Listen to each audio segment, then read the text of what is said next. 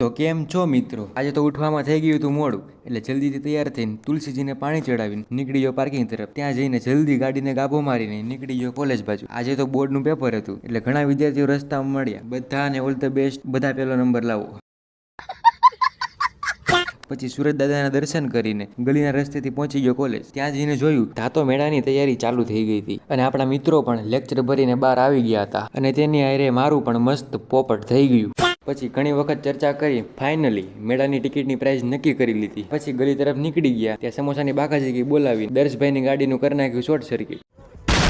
પછી તો ઘણી બધી ચર્ચા કરીને નક્કી કરી નાખ્યું કે વર્લ્ડ વોર અટકાવીશ અને નીકળી ગયા ઘર તરફ. ત્યાં તો રસ્તામાં મળી ગયા હેતભાઈ. પછી તેને મળીને યુનિફોર્મ બદલાવીને અરીસામાં જોયું તો મને થયું કે મને મારા જ વાળ નથી ગમતા.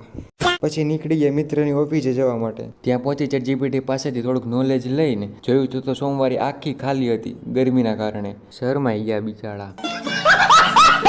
પછી જલ્દી મની કવરનું પાર્સલ તૈયાર કરીને મગાવી લીધા પફ અને ફટાફટ ખાઈને નીકળી ગયા ઘર તરફ. તો ત્યાં તો મળી ગયા આપને રાજવીરભાઈ.